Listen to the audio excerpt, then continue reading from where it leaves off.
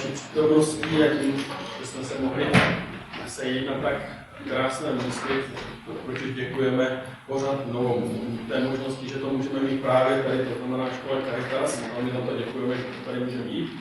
Chce potlesk.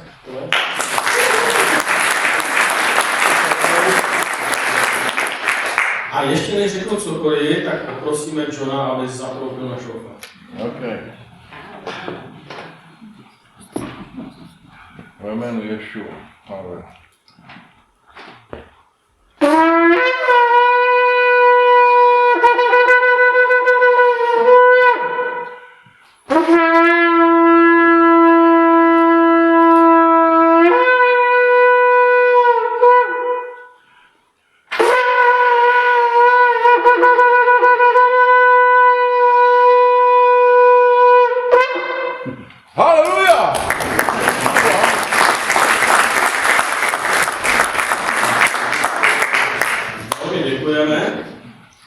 Letošní ročník bude odlišný od všech předchozích. První ročník, který jsme měli tady v Olomouci, kde jsme začínali v roce 2007, to znamená, že to nespočítám, kolikátý už to je ročník. A máme tady vzácné hosty, my jsme to nějakým způsobem neinzerovali, protože ta místa jsou tady relativně omezená, jsme tady plní, což je veliká radost. Nicméně máme tady dvě dámy, které byly očitými svědky a přeživší. Prosím? Jo, překáž, promiň. A určitými svědky a přeživší vlastně toho masakru z Béry a ty budou vydávat dneska svědectví o tom, co zažili a jakým způsobem se k ním dostává jakákoliv zpětná vazba. Takže o tom bude dnešní setkání. My jsme organizace, která se jmenuje ICEI, Mezinárodní křesťanské velvyslanectví v Jeruzalémě, a pořádáme tady ty dny Pro Izrael s podtextem Proč stojíme za Izraelem, což je zároveň otázka a zároveň oznámení, že stojíme za Izraelem od toho roku 2007. Je to naše deklarace, není to nic tajného, není to žádná partizánská válka, my veřejně proklamujeme, že se vším, co víme, se vším, co známe, stojíme za Izraelem a o tom jsme ochotni se s vámi bavit a diskutovat. O tom to tady dneska bude. Bude tady prostor pro malý vstup, který bude mít za chviličku Mojmír, potom v podstatě uslyšíme svědectví a bude tady veliký prostor pro diskusi, pro to, abyste se mohli zeptat, na cokoliv vás napadne. Vepředu máte kasičku, kde můžete hodit, pokud máte zájem, své příspěvky na tuhle akci. Pro nás je velikou radostí a velikým potěšením, že tohle můžeme pořádat a že to můžeme pořádat i za svou místních sborů křesťanských na tomhle místě, které nesou tu finanční zátěž, protože samozřejmě to stojí peníze a to veliké peníze. Takže tolik na úvod pro seznámení. Možná nás neznáte, což jsem mohl ještě teda na začátku seznámit, takže když začnu, my, kteří přednášíme, tak zleva tam vidíte Jaromíra Vykoukala, vojenský historik. Olomouc, Klaus, předseda České republiky a člen užšího výboru. Já jsem Dan Žingor, jsem jednak starším tady z Olomouckého sboru Slova života, redaktorem Izrael.cz a členem užšího výboru ICEI v České republice. Předávám slovo Mojmírovi, představení a pokračování. Děkuji, my chceme opravdu dát maximum prostoru našim hostům, takže já jenom uvedu, co to vlastně je a proč jsme pozvali právě je. A jako úplný úvod tady máme krátké video, které jsme nadabovali, které vlastně otevře celý večer. Prosím, Aně. Kibuc Béry byl založen v předvečer svátku Jom Kippur 6. října 1945.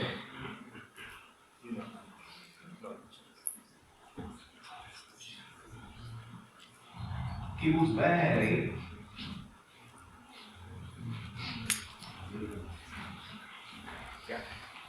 byl založen v předvečer svátku Jom Kippur 6. října 1945, 2 roky před založením státu Izrael. Večer 6. října 2023 jsme se sešli, abychom oslavili 77. narozeniny Béry. Ve vzduchu byla cítit velká radost, když jsme oslavovali naši komunitu. Každý kibuc si myslí, že je jedinečný a je to pravda. Každý kibuc je svým způsobem jedinečný, ale Béry je něco jiného. Večer jsme zakončili, natěšení na zítřek, s úsměvem jsme šli spát a zavřeli oči.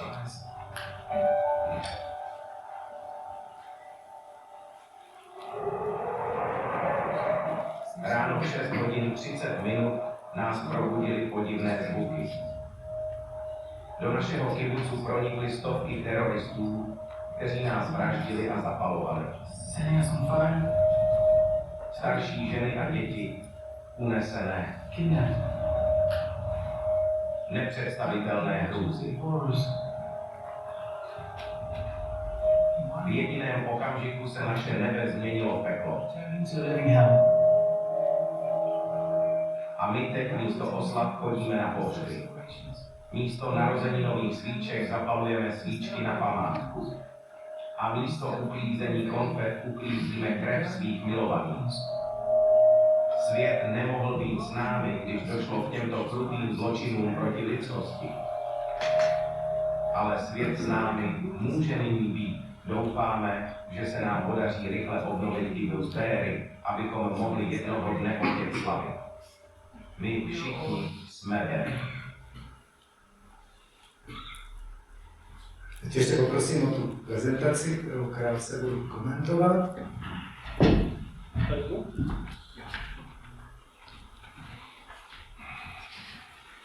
Tady vidíte vstup do kibucu Béry.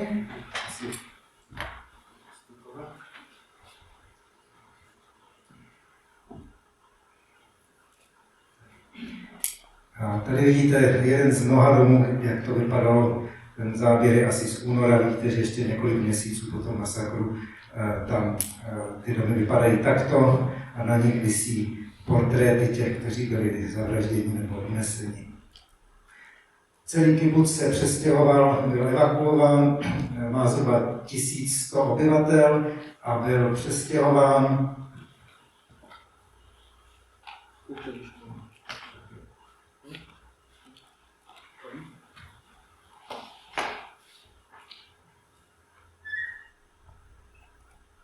Přestěhovali se do hotelu u Mrtvého moře, kde byli celý rok, protože v tom kibucu se nedalo žít. Toto je záběr, když jsem je tam navštívil na jaře a toto jsou fotografie 10 unesených, kteří ještě v té době byli stále zadržováni v Gaze.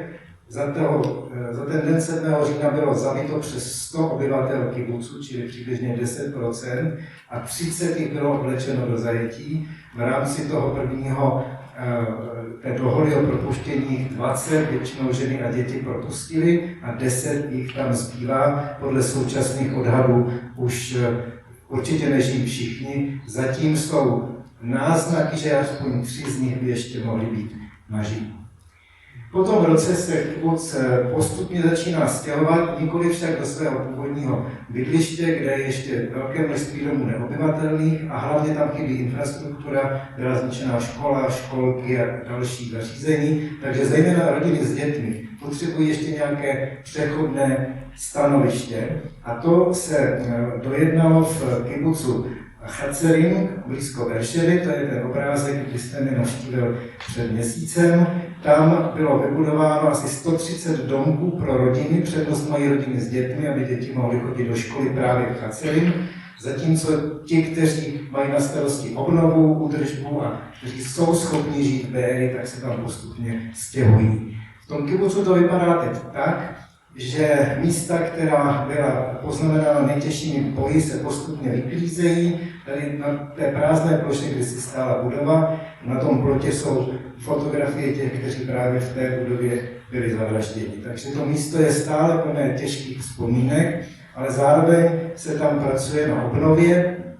Toto je plán nového sídliště, které už se začalo stavět. Vidíte tam spoustu jeřábů potom v pozadí a toto jsou vlastně nové domky, které budou stát pro ty obyvatele, kteří přišli úplně o všechno a kteří potřebují úplně nový domov. Proč se zajímáme o Béry? To je z toho důvodu, že naše organizace má s tímto kibucem dlouhodobé vztahy. Podporujeme například les blízko Béry, který je takovým známým místem, kam lidé jezdívají a my jsme se rozhodli, že podpoříme obnovu toho lesa, výsadbu nových stromů a podobně. No a když byl kibuc Béry zničen, tak nás hned spontánně napadlo, že právě na něj bychom se měli soustředit. S pomocí Židovského národního fondu v České republice jsme rozjeli sbírku, která za naši organizaci vynesla k dnešnímu dni asi 5 milionů korun a za to jsme postupně pořídili sanitku, která slouží primárně té oblasti kolem Béry a nese českou vlajku a nápis v češtině, angličtině a hebrejštině. Potom jsme pořídili 2 takové mobilní jurty, to bílé za mnou je stan, který se používá jako mobilní třída pro děti. To bylo ještě v době, kdy byly, jak vidíte, tady ty palmy u Mrtvého moře. A jde o to, že ty děti potřebují mít nějaké učebny. V hotel se na školu přestavit dá jenom s obtížemi, takže vznikl tento požadavek pořídit místo, kde se mohou učit, nebo mít nějakou aktivitu a zároveň, až se budou stěhovat dál, tak ty třídy se budou stěhovat s nimi, což se přesně teď už děje. A v další fázi jsme poskytli vybavení pro jednu ze školek. Ty školky, které byly zničeny, jsou 3. Zase fyzická obnova těch staveb v Béry bude trvat několik let, ale vybavení už slouží na tom náhradním místě, na tom stanovišti v Chacerim, takže děti také díky pomoci českých křesťanů mají takovéto vybavení. A v současné době jednáme s představiteli kibucu o dalších potřebách. Momentálně se soustředíme na pomoc vybraným rodinám, které se teď stěhovaly na začátek školního roku do Chacerim a existuje mezi nimi 16 rodin, které mají 4 nebo 5 dětí, jsou tedy nejpotřebnější a my jsme se rozhodli, že jim pokusíme se vybrat na takový finanční dar na vítanou, protože to jsou lidé, kteří přišli o všechno. Jak uslyšíme, někteří utekli v pyžamu z toho svého domu, který už neexistuje. No a takže tady mají po tom roce v hotelu příležitost začít znovu a aby si mohli pořídit něco osobního, něco, kde se zase budou moci cítit jako doma, tak tomu slouží mimo jiné tady tento dar. Domluvili jsme se na částce 10 000 šekelů na rodinu, což je asi 60 000 a budeme velice rádi, když nám pomůžete v této sbírce. Tady je platba, která vede, nebo QR kód, který přímo vede na podporu tohoto našeho úsilí. Je to fond Izrael v krizi, který používáme a který také se najde na našich stránkách a kde jinde. Takže toto bylo jenom stručné představení toho, co je vlastně VR a proč jsme tady. A je nám velkou radostí, že jsme dostali možnost pozvat sem členy tohoto kibucu, členky v tomto případě, takže Al a Jeled taky. A Miri Nesika jsou 2 zástupkyně, kterým tímto už předám slovo a jsem rád, že mohou být mezi námi. Hvala.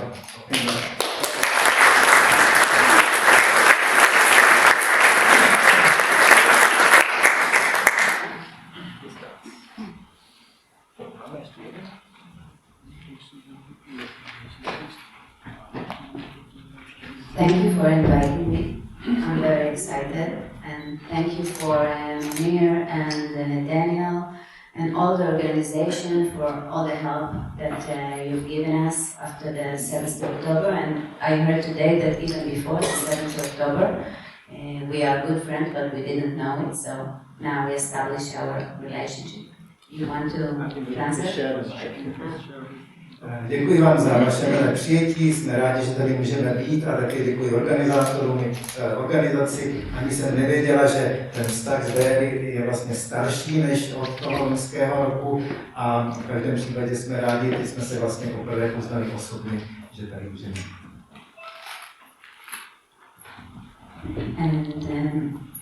What I want to do now, if it's possible, to share my personal story and to tell a little bit about what happened in Berry from another angle. But if I can do it with a presentation, Kibbutz Berry is a shared community, just like Monia told you before. You told them, yeah. And this is me. What you see without this, just a minute. Yeah. This is me. What you see behind me is my house. It's like gonna tell you what happened to me and my house in a few minutes. Jmenuji se Erika. Dneska jsem členkou tohoto kibucu, což je společenství, kde se mají všechno sdílené, jak znáte asi princip kibucu. A na té fotografii předtím, ještě to vrátím, jsem já, kde stojím před svým domem. A já vám taky řeknu, co se mně a naší rodině přihodilo toho 7. října. I want to start with you on the 7th October about 1 p.m. 1 p.m.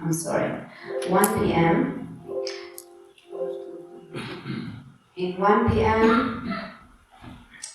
We were sitting in our safe room, me, my husband and my 3 kids. Eitan was 15 years old, Ori was 9 years old, and Yahel was 14 years old. A začnu tím, že popíšu, co se stalo v 1 hodinu odpoledne. To jsme seděli celá rodina v té takzvané bezpečné místnosti, v podstatě protiraketovém krytu. Byl jsem tam já s manželem a naše 3 děti. Eitan tomu je 16, Oli 9 a Yahel má 14 let. What you see in the picture is a photo from the 7th October, me holding my daughter Yahel's hand in the safe room while the terrorists came inside our house and they tried to bomb the door. They didn't succeed to open it. In a minute I will show you why and how they didn't succeed. And when they didn't succeed, they just burned the entire house. I have a kasha very close. Slyšíme? Slyšíte mě? Ano, slyšíme. OK, sorry, to, co vidíte, je obrázek z toho dne, z toho kibucu. My jsme seděli v té místnosti a mezi tím se teroristé dostali do našeho domu a snažili se dobít do té bezpečné místnosti. Nepodařilo se jim to, což za chvíli vysvětlím proč. When they try to bomb the door, we understand that if they succeed to open it, they're gonna shoot us and this is the end of us. At this moment, we didn't have anything to do because we were locked inside our safe room on the 2nd floor. So luckily, they didn't succeed. A když se snažili otevřít dveře, tak jsme pochopili, že pokud se jim to podaří, tak je s námi všemi konec, že nás všechny pozabíjejí. Naštěstí se jim to nepodařilo a my tady sedíme, tady vidíte, jak držím za ruku naší dceru Jahel. A my jsme tady byli v té bezpečné místnosti, která se nacházela v druhém podlaží toho našeho domu. At this minute, when they set fire in our house, I understand that at this point there are no army, no soldiers in Beirut. It was about 1:30 p.m. and we understand that at this moment that if we want to live, if we want to survive it, so we have to do something ourselves and not wait for somebody to rescue us. Bylo kolem 1:00, stále nikde nebyli žádní vojáci, protože jsme se dost divili. My jsme pochopili, že pokud se chceme zachránit, musíme vyvinout vlastní iniciativu, musíme něco udělat. A to bylo v době, kdy teroristé náš dům zapálili. This is me.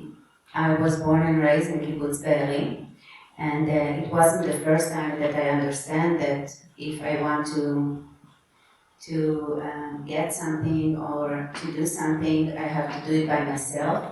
Because when I was young, I was sleeping in a shared room with another kids without any adults. So we were responsible for everything that happened in the shared room.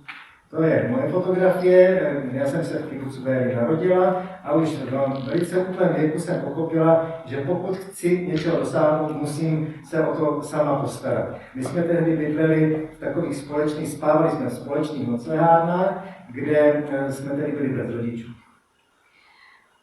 I'm telling you this because there was a story that I remember very clearly that every night me and my friend Kfir was fighting about the light when we went to sleep. Fear was afraid from the dark, and I couldn't sleep in the light. So every night we was fighting, and I was calling the person who was in charge through the intercom, but they never come. So I decided that I have to do something by myself if I want to go to sleep. Já to vyprávím proto, že mi zůstala v paměti taková historka, to byly 3 nebo 4 roky a já jsem spala v místnosti s klukem, který se jmenoval Kfir, a my jsme každou noc bojovali, protože on se bál tmy a chtěl, aby bylo rozsvíceno a já jsem zase nemohla usnout při světle. Tak jsem volala tu dozorčí, která nás tam měla na starosti, ale nikdo nepřišel. Tak jsem pochopila, že se musím něco vymyslet sama. So after we fight every night, eventually I decided that I want to stop it. And what will a 4-year-old child would do in a situation like this? What would you do in a situation like this? Po mnoho dní jsme takto zápasili a já jsem se rozhodla, že musím s tím něco udělat. No a co myslíte, že takové 4leté dítě asi vymyslí? Co byste udělali vy na mé místě? Sunday? What? Okay, this is a good one, but no. Dobrý nápad. Co jiného? Naučit ho nebát se. Convince him not to be afraid. He hit me. Something else? Ještě něco? Switch off,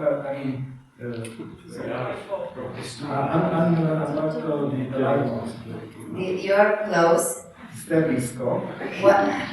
What I did was letting him go to sleep while the light is on, and then when he fell asleep, I went slowly, quietly, and just shut the light and went to sleep. Já jsem ho nechala usnout při světle a jakmile usnul, vyplížila jsem se potichu, zhasla světlo a mohli se spát. Since that day, I understand that if I want something to happen, if I need help, the only one who can help me is myself.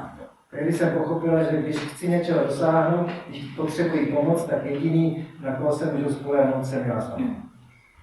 So the 7th of October, what you see now is my house is on fire on the first hour. I live on the 2nd floor. Tady vidíte můj dům 7. října. Já jsem bydlela na druhém podlaží, dům byl zapálen. What I understand that if I want to survive it and not to die, not from smoke inhaling and not from being burned, I have to get out. Me and my family have to go out, and the only way out is through the window of the 2nd floor. A já jsem pochopila, že máme-li to přežít, musíme se dostat odtud pryč. To znamená já a celá moje rodina, a jediná cesta ven byla skočit z toho druhého patra. So I said to my husband, we are gonna jump from the 2nd floor. It's about 5 meters high, plus minus. Já jsem řekla manželovi, musíme skočit z druhého patra, je to výška asi 5 metrů. At the beginning, he told me, no, you're not gonna jump, we're gonna stay here. On zpočátku nesouhlasil, říkal, skákat nebudeme, zůstaneme tady. So I told him, I'm gonna jump, and whoever wants to join me can join me, but I'm not gonna die here today, not from being burned and not from smoke inhaling. I'd rather be died from shootings of the terrorists.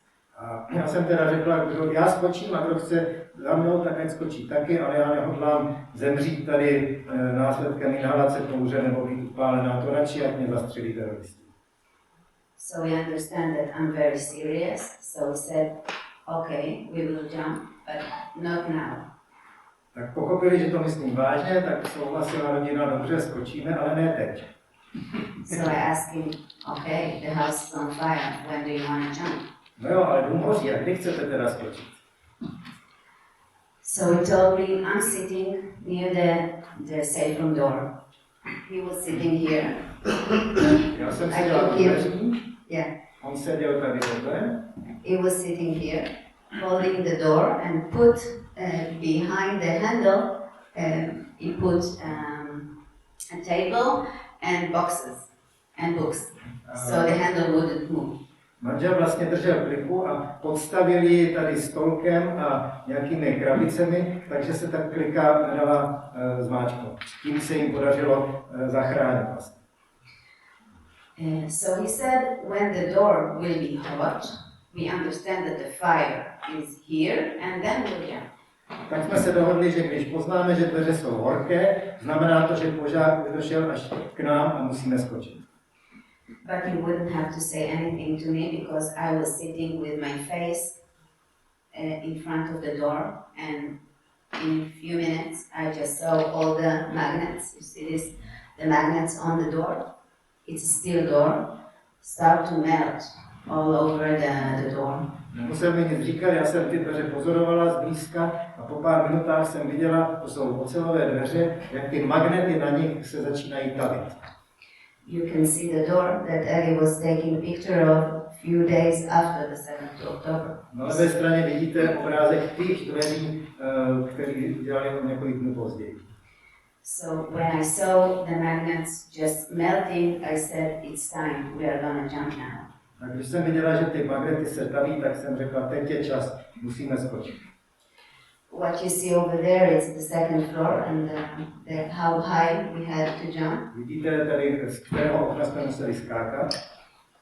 And before we jumped, I said, it's okay that I said that I'd rather be die from shootings, but if I can survive, I'd rather stay alive. A když jsme skočili, tak jsme říkala jsem, no když mě zastřelí, tak dobře, ale raději bych to přežil. So what can I do to make sure that there are no terrorists outside? Because we understand from all the WhatsApp group that terrorists are setting fires inside the houses, so people will go outside and then they will shoot them. Jak teda zjistíme, jestli máme šanci přežít, jestli nás nezastřelí, protože ze všech těch WhatsAppových zpráv jsme věděli, že přesně tohle dělají, zapalují domy a jakmile lidé jdou ven, tak je zastřelí. So what I did, I took my cell phone out, I put it on video and I took. Tak jsem vydala svůj mobil, spustila video a tohle je můj. And this is the video that I took. I take a photo of the downstairs and the roofs to see that there are no terrorists waiting for us. Zabírala jsem to okolí, včetně střechy, abych poznala, jestli tam teroristé na nás nečekají. Yeah. And when I understand that there are no terrorists, I went to the window and just break the nets. Tak když jsem poznala, že tam teroristé nejsou, tak jsem přistoupila k oknu, rozbila jsem síť. And we came to the floor in order to the window in order to jump. A přišli jsme k oknu, abychom skočili. But I didn't introduce myself before, so this is me. Ještě jsem se nepředstavila, tak to jsem já. And my specialty is that I can see like only the important stuff from a very cloudy and very crowded stuff. I know I'm getting very focused. Moje obdarování je analytické schopnosti, že i v chaosu mnoha různých věcí dokážu rozeznat to, co je důležité. So inside the safe room I had two aims. V té bezpečné místnosti jsem měla dva cíle. One, to survive me and my family. Za prvé, abych já i s rodinou přežila. And the second is to survive in order to tell, like I'm telling you right now, what happened. A za druhé přežít za tím účelem, abych o tom mohla mluvit, tak jako mluvím teď s vámi. This is my family. To je moje rodina. I'm a third generation in Kibbutz Valley. Jsem obyvatelkou kibucu v třetí generaci. And before the 7th of October, I used to do lecture, but in a different subject. I used to work as a marketing manager, and after this, I had a business of marketing and strategy consulting. Před 7. říjnem jsem také přednášela, ale na jiné téma. Pracovala jsem v marketingu a školila jsem v oblasti marketingu a strategického plánování. And after the 7th of October, what I did was I took on myself to manage all the communication and all the PR of Kibbutz Be'eri. And I did everything and still doing everything I can in order to bring the awareness of the hostages that are still in Gaza for now almost 1 year and 1 month. So this is. Po 7. říjnu jsem si vzal jako úkol starat se o komunikaci a práci s veřejností pro celý Kibbutz Be'eri, což od té doby dělám. Snažím se připomínat to, co se stalo a připomínat to, že už více než rok a měsíc téměř jsou stále ještě rukojmí zadržování Gaza. This is me, if you recognize. Který mě možná poznáte. I talk wherever I can and tell the story and tell what happened to Barry in all the media that is possible. V různých médiích, kde je to jenom možné, mluvím o tom, co se stalo. But today, this is the birthday of my friend, Yonat. She was murdered today. She is having her 52nd birthday. Toto je den, kdy by se dožila 52 let, má kamarádka, kterou tady vidíte, která byla zavražděna. And she was murdered on the 7th of October in her house. Byla zavražděna 7. října ve svém domě. Her husband was murdered as well. His body was kidnapped to Gaza. Její manžel byl také zavražděn, jeho tělo bylo uneseno do Gazy. His name is Blo. Jmenuje se Pro. And her 2 kids was kidnapped to Gaza as well. Její Alma. Jejich 2 děti byly také uneseny do Gazy. Her 2 kids was kidnapped to Gaza and they were brought back on the settlement on last year November. A vrátili se při té první dohodě v loňském listopadu. In a few days it will be 1 year since the hostages came back from Gaza. Brzy to bude rok od toho dne, kdy byli ti rukojmí propuštěni. But 101 of them are still there. Ale 101 jich stále zůstává v Gaze. So if you want to learn more about Yonat that is having the birthday today, so you can do on the internet in Google Ayuna from Israel. Takže toto je taková vzpomínka na Ayunu, pokud byste chtěli o ní něco vědět víc, najdete ji na internetu, můžete si vygooglovat to jméno Ayuna. She was a very special woman, my mentor. Byla mým mentorkou, byla to velmi vzácná žena. I'm sorry I have to do very quick move, but on the 7th of October, about 7 and 10 minutes, Tak budeme dále rychle pokračovat. 7. října v 7 hodin 10 minut. I understand that we are in a historic event. Jsem pochopila, že jsem svědkyní historické události. Not because I'm very smart, just because that there was never terrorist in Delhi before. Ne protože bych byla tak chytrá, ale nikdy předtím se nestalo, že by teroristi pronikli do Béry. So I started to write posts on Facebook of what happened to us in Delhi and to call for help. Začala jsem na Facebooku postovat to, co se děje v Béry a volala jsem o pomoc.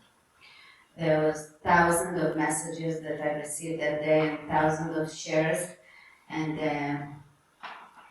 until now people are talking about this post that I wrote on the 7th of October, and they even the archive of Israel want to take it in order to save it. Posty mají tisíce sdílení a dodnes to lidé sledují. Dokonce Izraelský národní archiv požádal, aby mohl tady tuto věc použít k dokumentaci. This is my house. Toto je můj dům. Number 89. Číslo 89. I live in the certain neighborhood.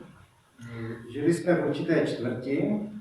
And when we decided that we will jump, I tried to be responsible. So if we jump, where are we going to go?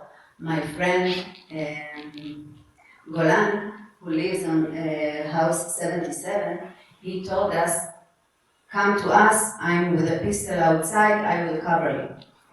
Když jsem se rozhodla, že skočíme, chtěla jsem to vzít odpovědně, a tak jsem řešila otázku, kam půjde. Tady naproti v tom domě číslo 77 bydleli naši přátelé a ten volan mi volal, že můžu přijít, že má pistoli a bude mě kryt. And my husband, he jumped first. After this, my 3 kids, and I jumped the last one. Manžel skočil první, potom naše 3 děti a já poslední. Everybody stand up, just my son Eitan, he didn't, he stayed on the floor. Všichni vstali, jenom můj syn Eitan nemohl stát, zůstal ležet. And I tell him, Eitan, stand up. And he said, Mom, I can't. Já jsem mu říkal, vstaň, a on říkal, mami, nemůžu. And I thought to myself, you are spoiled, but this is not the time to be spoiled now. Já jsem si říkal, jsi rozmařený, ale teď na to není čas. And I shouted him to stand up, and he said, Mom, I can't. And then he took his leg up, and I see that his leg is disconnected. A on říkal, že nemůže, tak mi ukázal na svoji nohu, viděl jsem, že je jakoby odpojená. And I understand that he broke his foot. A tak mi došlo, že si zlomil nohu. So all the plan to go to Olomouc 77 was no longer relevant. Takže ten náš plán, že půjdeme do domu 77, už nebyl aktuální. But 2 angels came from the other house, from house number 90. Ayelet and Eitan, our neighbors, they saw us, they waved to us. And when we didn't see them, so they just went downstairs to pick us up to their house. Ale objevili se 2 anděle z sousedního domu číslo 90, oni na nás mávali a když jsme je neviděli, tak přišli a odnesli nás k sobě domů. So this is how we got rescued for the second time. Tak jsme byli po druhé zachráněni.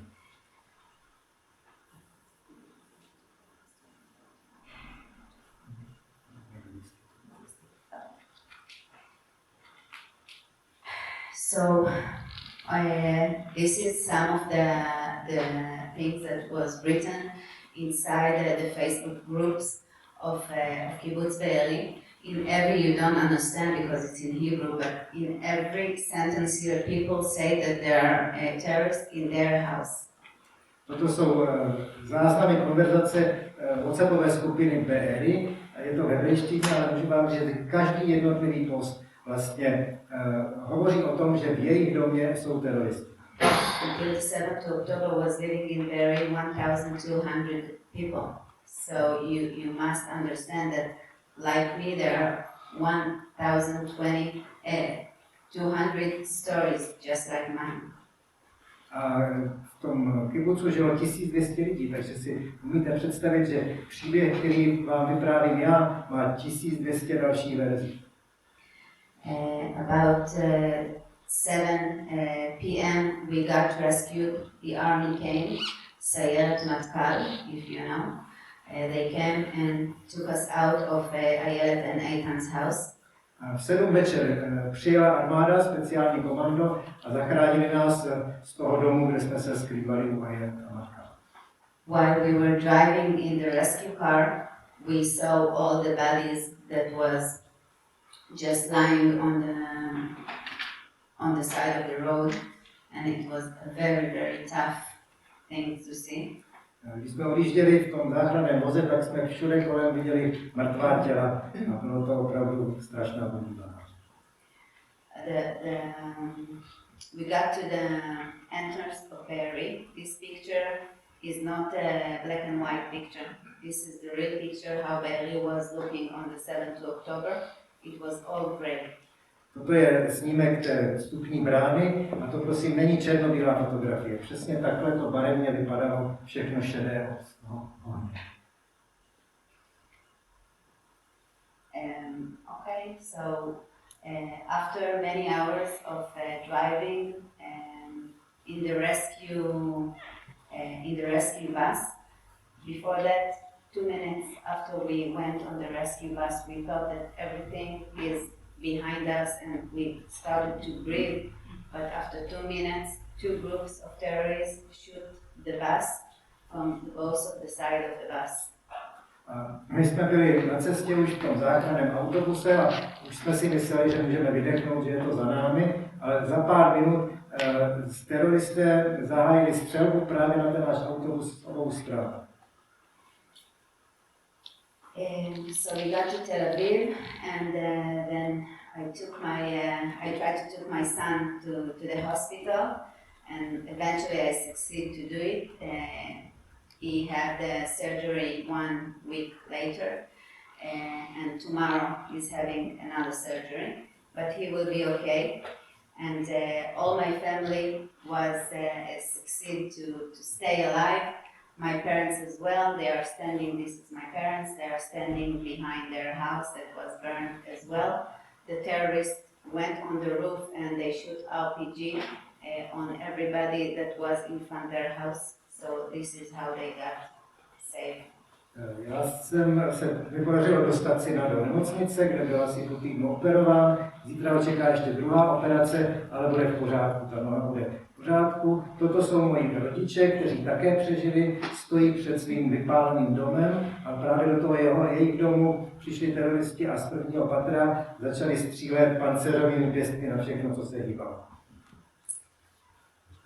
Skip this. On the 7th of October, we lost 122 of our friends. 7. října jsme ztratili 102 našich přátel. It's very hard to understand what is it, 102. I was talking to Ayala before, and we always don't remember who's with us and who's not with us.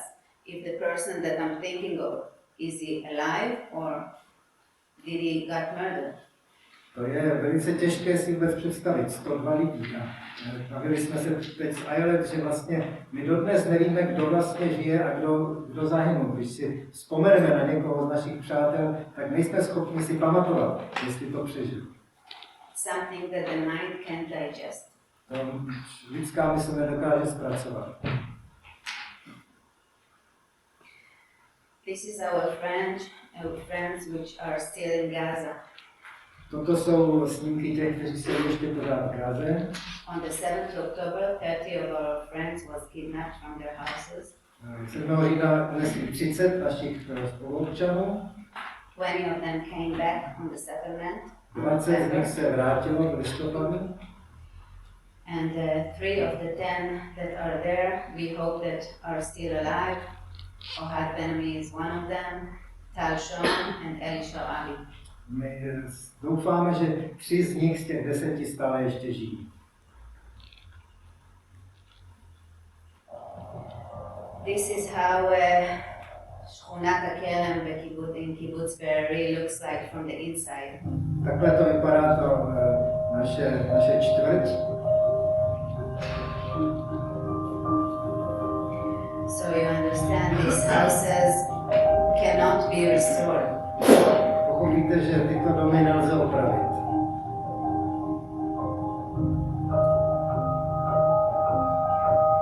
Almost all the neighborhood looks like this. Skoro celá ta čtvrť vypadá takhle.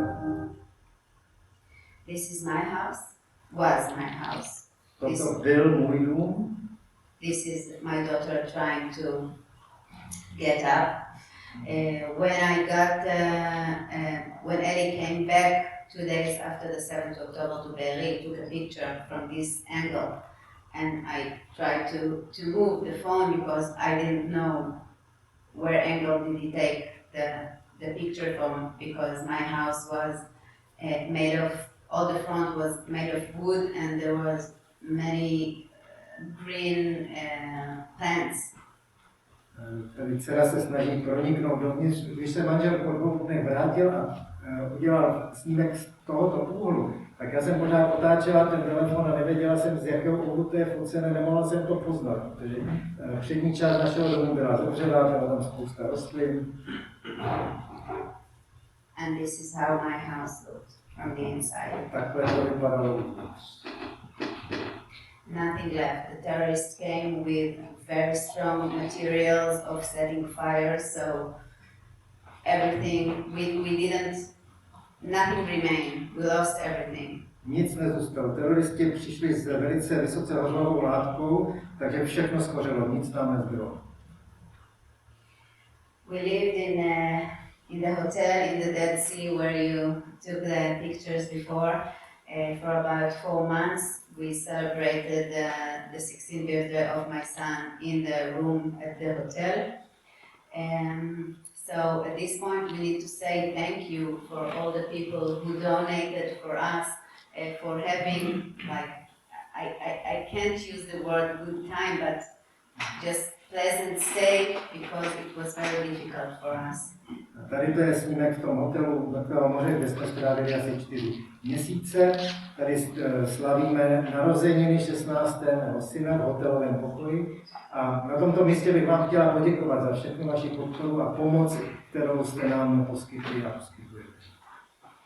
I told you that I had a business, so I closed my business. This is messages that I wrote to my customers, and I refund about 100,000 shekels to my customers.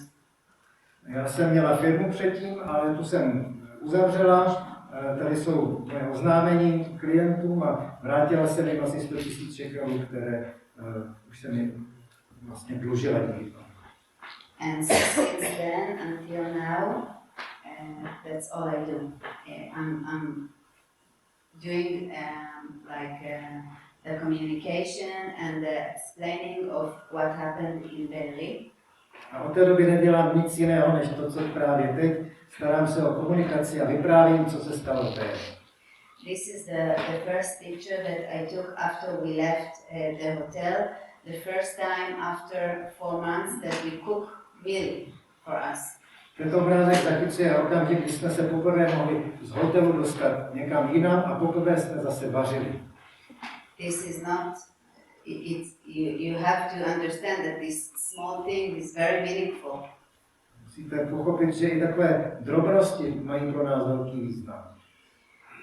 So, my message to you, and now maybe if we have time, I'm sorry that I was so long, but my message for you that even when you go to the lowest place, do you recognize this picture where it was taken? Vidíte, odkud je ten snímek, to možná někteří poznáte. Where? The Dead Sea, yeah. And the Dead Sea, what is the Dead Sea? A co to znamená, to je moře, co je na něm zajímavé? It's the lowest point. It's the lowest place on earth. So, Nejnižší místo na zemi. yeah. So from the lowest place on earth, physically and mentally, you can only go up. So this is what we are trying to do. Thanks to you. Thank you very much. A moje poselství pro vás je, že i z toho nejnižšího bodu, fyzicky i mentálně, můžete už jít jenom nahoru. A o to se my snažíme a moc vám děkujeme za vaši pomoc.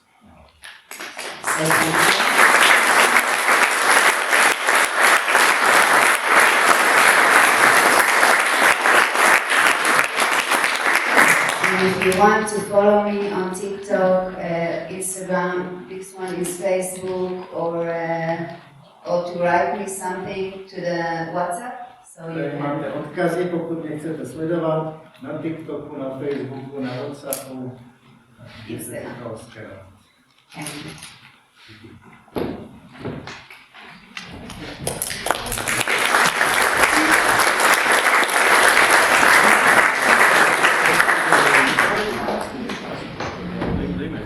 Tak já myslím, že je vhodné teď dát prostor to čerstvé, dát prostor na vaše dotazy, takže pokud máte dotazy, prosím, abyste se postavili a nahlas dotaz formulovali, já ho pak přeložím. Yeah, of course. You can start.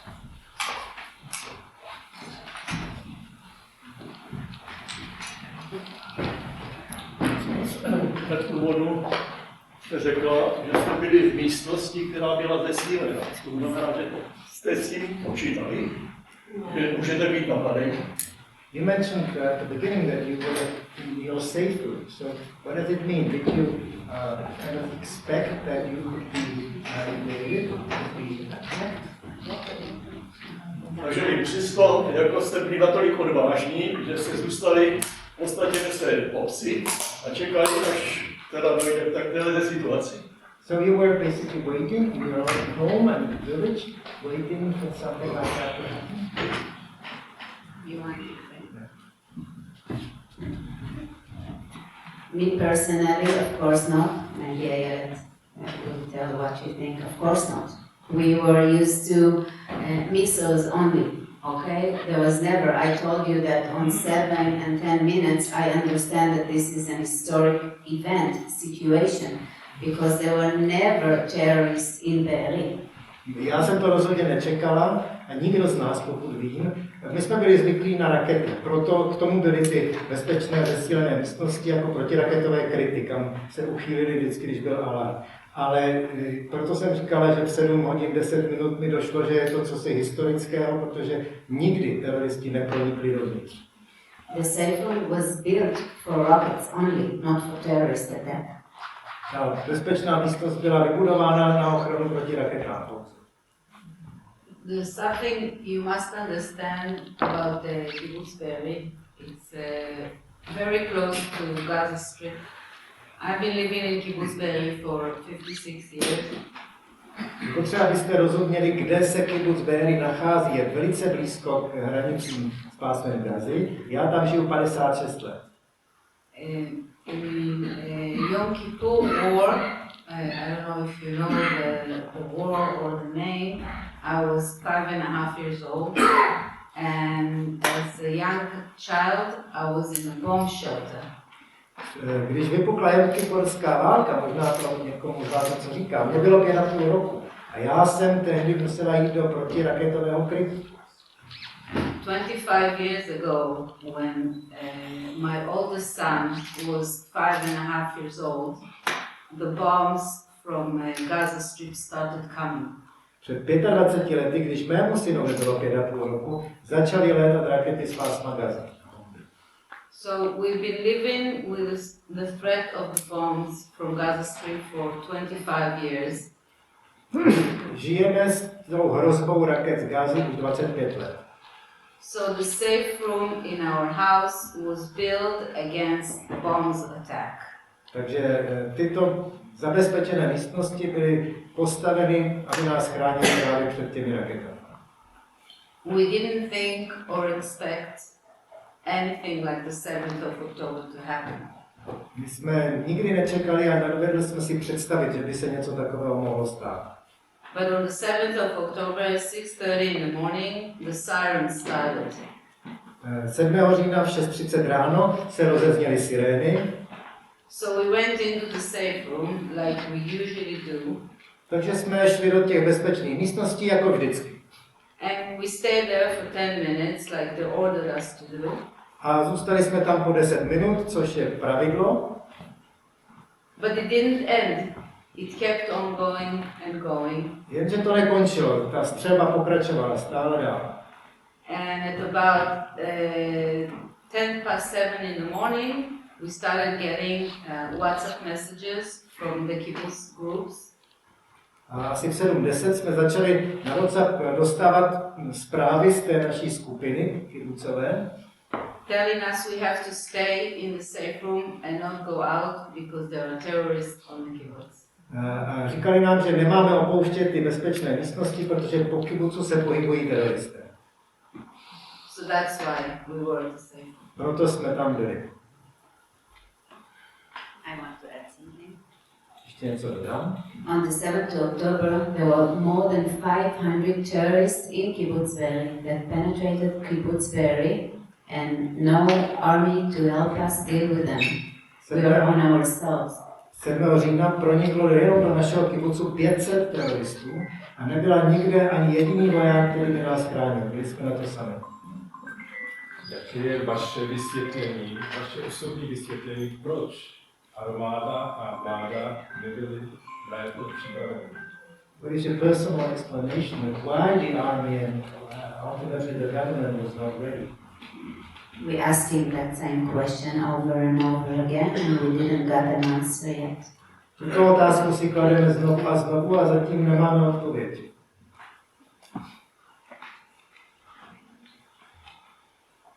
Další dotaz?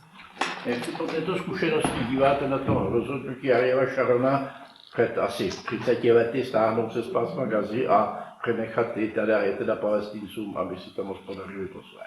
So with this experience, how do you see Ariel Sharon's decision to disengage from Gaza and give it over to the Palestinians?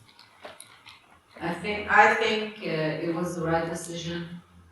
I don't believe we can.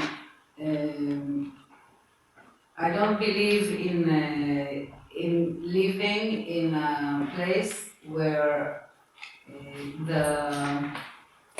the people there don't want you. So I think it was the right decision to get out of the Gaza Strip and give it to the Palestinians. It belongs to them and they should live there. Já si myslím, že to bylo správné rozhodnutí, že nemá cenu nutit někoho žít někde, kde nechce být a že to pásmo Gazy bylo správné předat Palestincům, aby tam žili. The fact that the Hamas took over Gaza, this is the problem. This is the main problem. And since it happened, Hamas taught all the kids to hate Israelis. And that's what they are doing since they are born. So at this point we have nothing that maybe the army, maybe the government, they can do things, but this is the situation that happened since Hamas took over.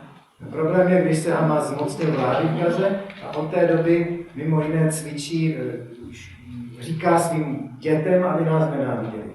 A s tím my nemůžeme nic udělat. On the 7th of October, beside the 500 terrorists, more than 500 terrorists, there were like innocent civilians, Gazan civilians that came and didn't stop the slaughter and steal from us everything that we had. A kromě těch 500 teroristů do kibucu pronikli nevinní civilisté z Gazy a ti neudělali nic pro zastavení toho masakru, ale naopak plundrovali a okradli nás, kde mohli.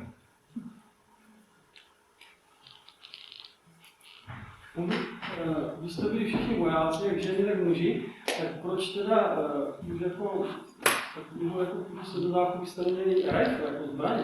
A vy jste třeba jako mohli předcházet tomu, že by, jo, protože na mnohých místech v Izraeli jsou lidé, kteří jsou ozbrojeni a vlastně dokážou zastavit teroristů. You all have been to the army, so the question is, why did you not have guns to protect yourselves? And so I think you need to explain that and all that stuff. It's a very good question. To je velmi dobrá otázka. On Kibbutz Be'eri, there's a group of members from the kibbutz that are trained. They're about 10. That they are trained for a situation of terrorists coming to the kibbutz. But 1 or 2 terrorists, not 500. Kibbutz Be'eri má skupinu asi 10, jako bychom mohli říct ochranku, což jsou lidé, kteří jsou cvičení na to, aby se postavili proti teroristům v případě, že by tam pronikli. Ovšem plány byly, že se to může podařit jednomu nebo dvou, nikoli 500. They are ready to protect the kibbutz against invasion of terrorists, but not in that amount that was on the 7th of October. Ti jsou cvičeni na to, aby bránili kibbutz před útokem teroristů, ale ne v takovém rozsahu, jako se to stalo 7. října. And although it never happened before, not even one terrorist. A nikdy předtím ani jednomu se nepodařilo tam proniknout. Another problem we have on kibbutz is that the government is the one that controls that regiment, that small group of people. The Israeli government. Yeah, Israeli government. Další problém, který máme, je, že ta ochranka, řekněme, podléhá přímo vládě. and they decide how many people and how many guns and where the guns are going to be. A oni rozhodují, kolik lidí bude ozbrojeno a kde ty jejich zbraně se budou skladovat. So the situation is that the guns are not in those people's homes. A u nás je tomu tak, že nikdo nemá zbraně doma. They have to go out of their house, go to another place in the center of the kibbutz and take the guns. Tam je taková zbrojnice, což je speciální budova a lidé se musí pro zbraně dostavit tam. For me, as a regular person, a citizen, I do have now, I didn't have a personal pistol in my house. Já jako obyčejný občan jsem neměla zbraň, teď jsem si ji pořídila, ale neměla jsem doma ani pistoli. Since the 7th of October, I do have a gun in my house. My husband has a gun as well. Od 7. října mám doma pistoli stejně jako můj muž. I don't know if it could help. Nevím, jestli by to pomohlo. I can't imagine a situation that terrorists come into my home and I will take out my pistol and shoot them. Nedovedu si představit situaci, že by do mého domu pronikl terorista, já bych ho zastřelila. On the 7th of October, there were terrorists in my house the whole time. For 17 hours, I was in my safe room, in my home, with 2 little kids and my husband. 7. října byli teroristé v mém domě 17 hodin. Já jsem se s manželem a 2 dětmi zase skrývala v té bezpečné místnosti. And even if I did have a gun, I can't imagine myself going out of the safe room and start shooting terrorists. A i kdybych měla zbraň, tak si nedovedu představit, že bych vyšla a začala po nich střílet.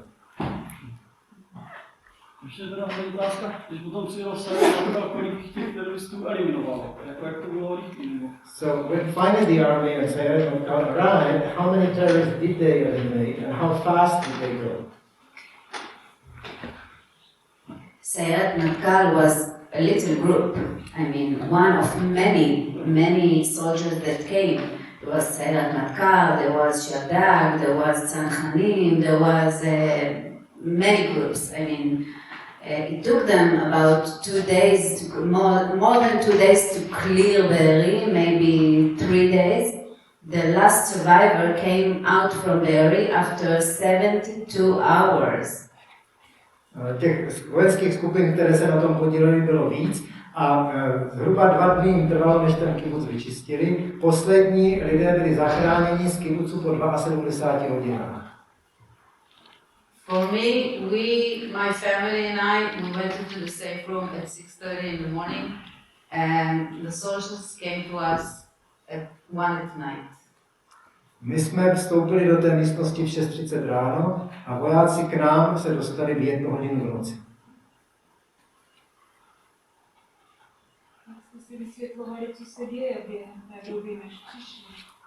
How did you know what is going on during that time? At the beginning, we had the electricity and communication, so we saw the information through our WhatsApp groups. V počátku jsme ještě měli elektřinu a spojení, takže jsme to sledovali na těch WhatsAppových skupinách. After a few hours, they cut off the power and the communication. Po několika hodinách přestala jít elektřina i signál. But there were terrorists in my house that whole time. Ale v mém domě po celou tu dobu byli teroristé. And we smelled the fire and heard the shooting all around our house. Ale my jsme cítili ten kouř a slyšeli jsme střelbu všude kolem. Heard the shouting and the screaming and the Arabic. Slyšeli jsme křik v arabštině. And they tried to open the door, the safe room, like 5 or 6 times. 5krát nebo 6krát se pokusili otevřít dveře do té naší místnosti. So we understood we couldn't go out. Takže jsme pochopili, že nemůžeme ven. Jak je ta místnost zařízená, jestli je tam voda, záchod, potraviny? How are these safe rooms equipped? Do you have water or toilet or things to do? Well, that's another story. It's I have a 5.5-year-old, and when we went into the safe room and closed the door, she told me she was hungry and thirsty, and we had nothing to give her. To je další příběh. Když jsme šli do té místnosti, tak má dcera má 5,5 roku a když jsme tam vešli, říkala mi, že má hlad a žízeň, ale my jsme jí neměli co dát. For 17 hours, she was asking us for food and water. Every few minutes, every few hours, she said, "Mommy, I'm hungry and I'm thirsty and I want to eat something." Po 17 hodin, každých pár minut nás žádala o něco k jídlu a k pití. Mám hlad, mám žízeň. So at first I told her, look, in a few minutes we're gonna go out and we're gonna get something to eat and something to drink. And a few hours went by and we realized it's not going to happen. Já jsem jí nejdřív říkal, počkej pár minut, vyjdeme a dáme si něco k jídlu a k pití, ale po pár hodinách mi bylo jasné, že to tak asi nebude. And we just had to tell her that there are really bad people in our house, and if mom or dad are gonna go out, we might not come back. A pak jsme jim museli začít vysvětlovat, že venku jsou zlí lidé a kdybychom vyšli ven, tak už se nemusíme vrátit. So what happened was that my daughter didn't eat and drink for almost 48 hours because the last meal she had was the 2 days before she went to sleep. So until they took us out and until we got to a place where we can feed her, it was almost 48 hours. Takže nakonec moje dcerka nejedla a nepila skoro 48 hodin, protože poslední jídlo měla předtím, než šla spát den předtím. A než nás dostali ven, tak to bylo skoro takové. You have to understand that the safe room is like a regular room in the house. It was a bedroom of one of the kids, usually. Ta bezpečná místnost prostě funguje jako jeden z pokojů v domě, je zpevněný a obvykle je to ložnice jednoho z našich dětí.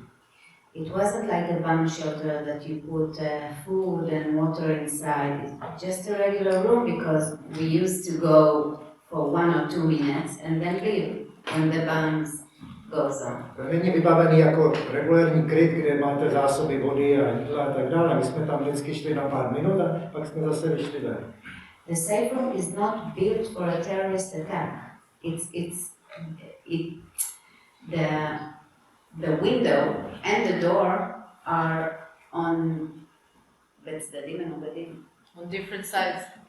So if they shoot you from the door, they hit you. If they shoot you from the window, they hit you.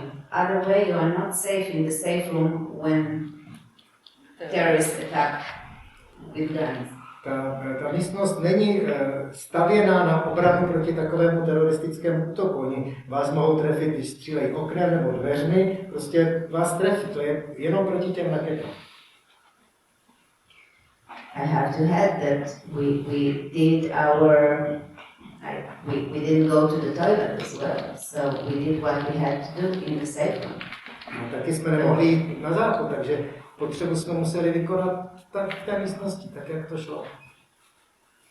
You see us sitting here like strong women and talking clearly, but you have to know that we felt like we are going to die every second, every minute. It felt like the fear of death was all over.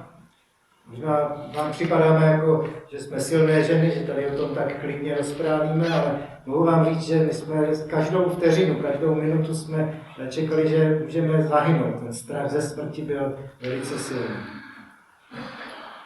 Můžu otázku, že ten hlavní problém, kdo rozněcuje nenávist, je Hamas. Jestli se ví, kdo financuje vlastně Hamas. If Hamas is the main problem, the question is if we know who is Hamas getting money from. Of course we do. To víme. Don't you know? A vy ne? Iran. Qatar. European I think the whole world knows. Celý svět to ví. There's something I want to share with you. Já It's bych okay? rád taky něco říct, of course. My sister and my brother-in-law will kidnap to Gaza on the 7th of October. 7. října unesli mou sestru a švagra. My sister was released last November. Sestru pustili v listopadu. It's almost a year since she was released. Už to bude rok, co ji propustili. My brother-in-law, Ohad, is still there. Můj teda švagr Ohad, který ho vidíte tady na mém tričku, ten tam pořád ještě je. I wear this shirt every day, all the time, 24 hours, 24/7. I wear this shirt. Toto tričko nosím non-stop, každý den.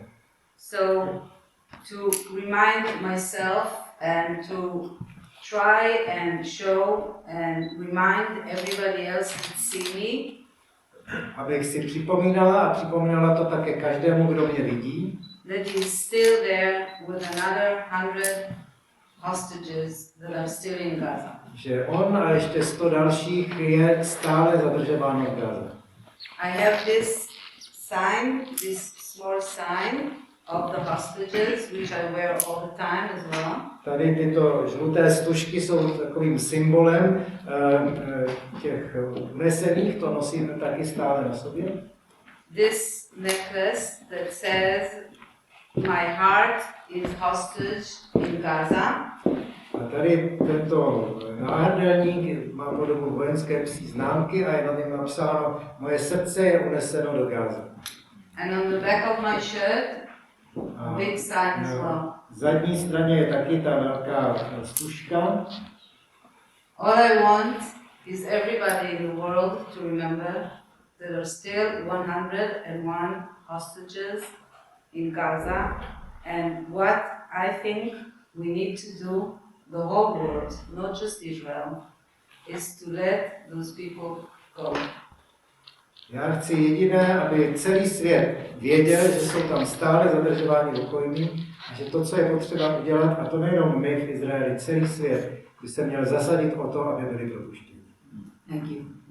Mohu ještě zeptat váš osobní názor k tomu, proč teda ta vláda, když dohodla vlastně do prvních propuštění, tak už to nepokračovala, protože vlastně rukojmí jsou důležitější než potom poradím toho Hamasu, ale toto bylo trošku jako chybné rozhodnutí, protože Why, after the government had the first deal with Hamas, why didn't it go on? Because after all, getting the people out is more important than any other war. I'm really not a political person, and I don't go into the political considerations of the Israeli government. All I want is the hostages back. Já nejsem politik a nechci se pouštět do politických úvah a hodnotit izraelskou vládu. Já chci jenom, aby byli propuštěni rukojmí. You have to understand what does it mean to be a hostage in Gaza. It's not like being in prison to get 3 meals a day, to have fresh air, to drink water, to learn something new like what you do in prison. They are not prisoners. Musíte It's a pochopit, different thing. co to je, co to znamená být rukojmím v Gaze. To není jako být ve vězení, kde dostáváte 3 jídla denně, kde máte vodu, kde máte čerstvý vzduch, kde můžete studovat. To nejsou vězni. They are being held in a terrible conditions, like hell conditions. Drží je v strašlivých podmínkách, je to opravdu peklo. No food, no water, no air. Bez jídla, bez vody, bez vzduchu. Few of them are being murdered every day. Někteří 2 months jsou ago. zabíjeni neustále. 2 months ago, our friend Carmel Gat from Kibbutz Be'eri was murdered with 5 other friends. Před 2 měsíci byla naše kamarádka z Kibbucu Be'eri, Carmel Gat, zavražděna spolu s 5 dalšími rukojmími. She survived 11 months. Přežila tam 11 měsíců. And then the terrorists got crazy and they decided to murder her and the other friends. A pak se teroristi zbláznili a rozhodli se, že jí a 5 dalších zavraždí.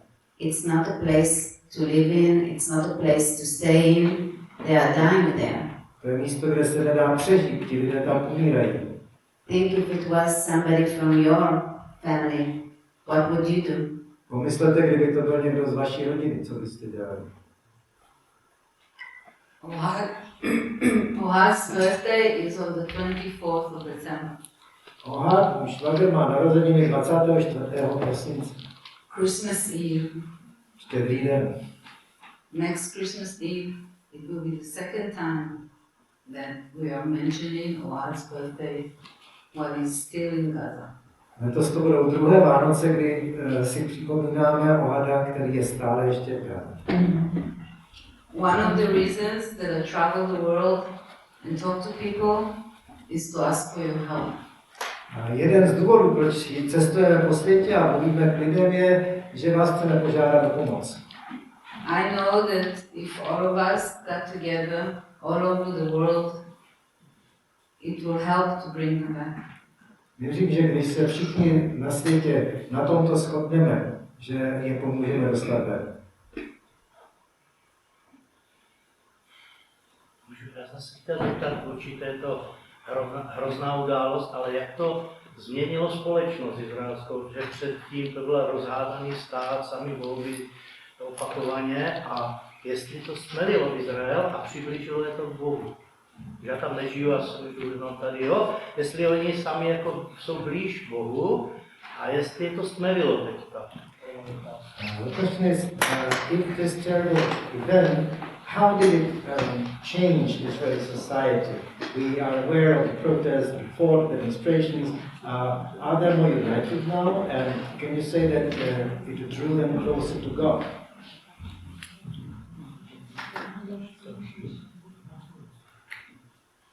God is a very important issue in Jewish and Israeli life.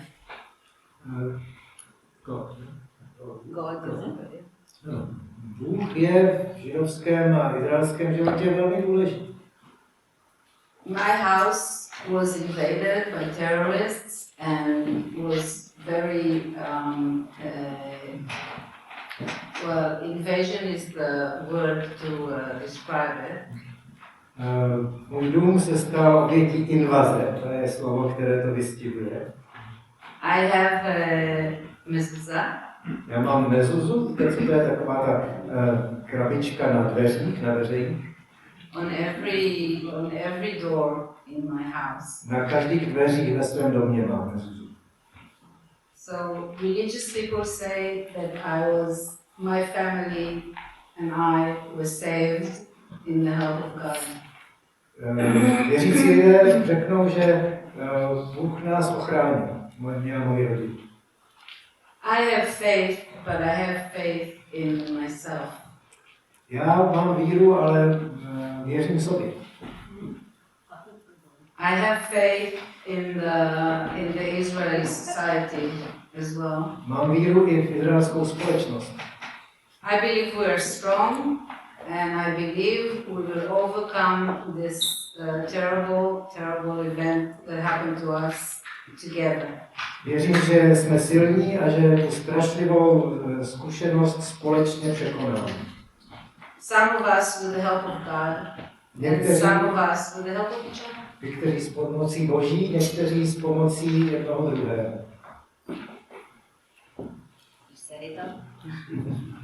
Není co dodat. Můžu se zeptat, jestli mají povědomí, nebo jestli se něco změnilo i v podpoře Palestinců v Gaze, Hamásu, nebo zdají ta veřejné mínění tam se nějak pohnulo směrem k nějakému usmíření, nebo ne?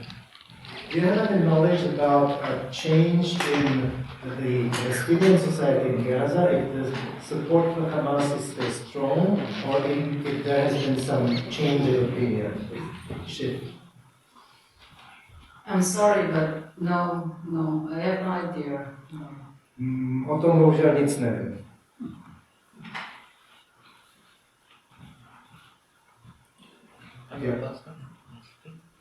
Jak vnímáte nebo prožíváte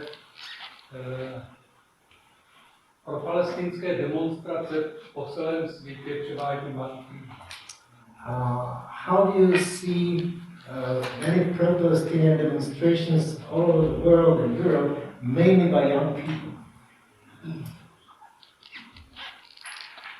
I think the world is full with disinformation. Myslím, že svět je plný dezinformací. I think the people that are demonstrating, they just don't know what really is going on. Myslím, že lidé, kteří demonstrují, nevědí, co se skutečně děje. They've been driven by the social media and by people who are telling them lies. Pohání to sociální média a lidé, kteří říkají lži. And I wish the Israeli explaining system will be better, and it will be as good as all these lies that are being spread in the world. Přál bych si, aby izraelský způsob informování a vysvětlování byl účinnější a byl stejně dobrý jako všechny ty lži, které jsou ve světě. So they will know they are wrong. Aby lidé poznali, že se mýlí. Chtěl jsem zeptat, vlastně týká se těch rukojmí, protože podle těch zpráv, co jsou, tak vlastně izraelská armáda postupuje v Gaze, zabírá vlastně tu zemi, likviduje Hamas. Tak jestli už jsou lokalizovaní někde jako ti rukojmí, nebo více o nich, a jaká je možnost, aby izraelská armáda zachránila ty rukojmí, protože při těch postupech mám dojem z těch zpráv, že ty rukojmí jako pořád jsou někde jako schovaní. We are aware that the army is operating in Gaza and aiming the terrorists. So the question is, if they know more about the location of the hostages, if they could possibly rescue them. Do you know anything about that? I wish I did. Kéž bych to věděl. I'm sorry for me. That I don't know. Mně sama je to líto, ale nevím. Every time I go to a funeral on Kibbutz Be'eri, Vždycky, když jdu v našem kibucu na pohřeb, and I've been to a lot of them this last year. mám jich za sebou hodně. The cemetery was on a hill, it's on a hill, and you can see Gaza from it. Hřbitov je na takovém kopečku, odkud je vidět do Gázy. And every time I stand there, and all I want to do is go in and bring my brother-in-law back. Vždycky, když tam stojím a dívám se, jediné, co chci, jít tam a přivést svého švagra zpátky.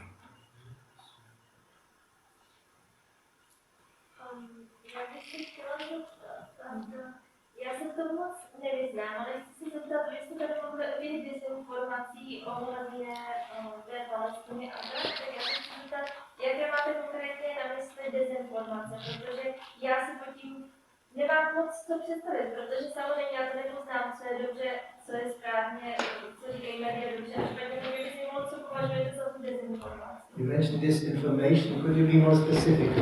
What type is considered? I can just tell you one example. Many gay people, they are pro-Palestinian, and pro-Hamas, okay? And Hamas people, they hate gay people. Mnoho gayů se profiluje pro palestinsky a podporují Hamas. Ale Hamas tyto lidi nenávidí. And I even add that they slaughter them because they are gay. So how come gay people like people who wants to kill them? A pokud se jim dostanou do rukou, tak Hamas je vraždí. Takže jak mohou takoví lidé podporovat ty, kteří by je chtěli zavraždit? And this is just one example. To je jenom jeden příklad a je jich spousta. We all say before that Iran is funding Hamas. Už to zaznělo, že Hamas je financován z Iránu. I think we all know that Iran is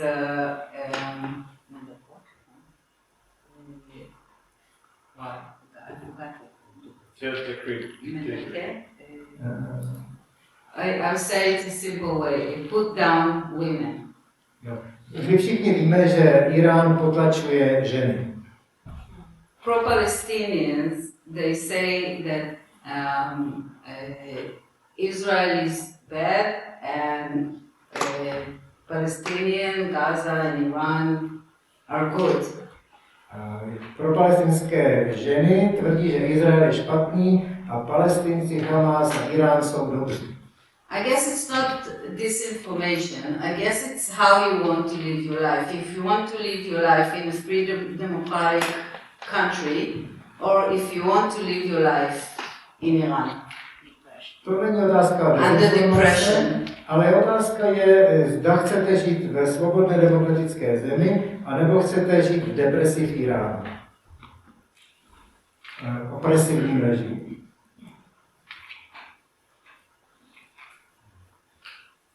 Czech is a very good example for a free country that was oppressed by another country. It's a very good example. Česko je velmi dobrým příkladem země, která byla utlačovaná a teď je svobodná. It's a very new example because it happened in the last 30 years, and most of you know what it was to live under a regime that is oppressive. So you can ask yourself and answer yourself the question: what was better, or what is better? Je to ještě čerstvá zkušenost, většina z vás si pamatuje, jaké to bylo žít za utlačovatelského režimu a můžete si sami odpovědět, co je lepší. When I was young, I couldn't come and visit what was Czechoslovakia. Když jsem byla mladá, tak jsem nemohla přijet do Československa.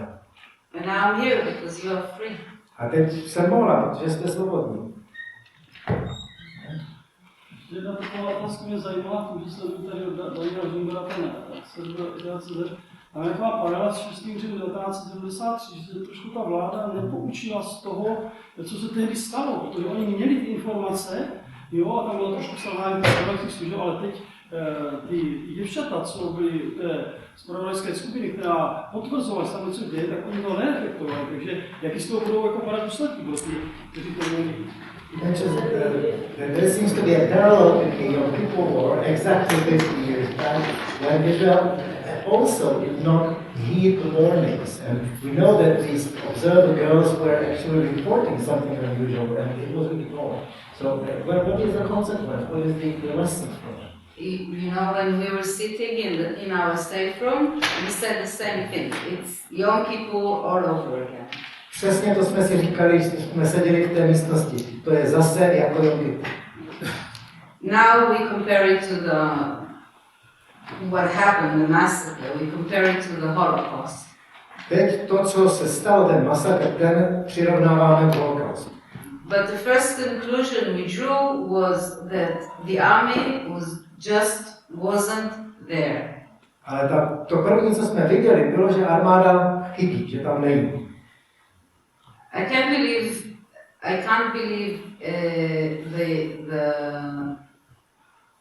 believe Israel was blind. Nevěřím, že Izrael byl slepý. Or didn't have any information. Nebo neměl žádné informace. But I think they were just not ready for that kind of attack. Ale myslím, že prostě nebyli připraveni na útok takového rozsahu.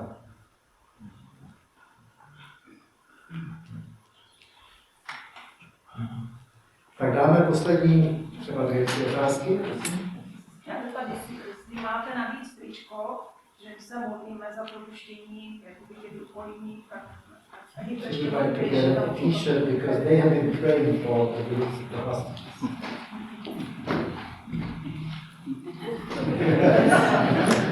No, přijďte si.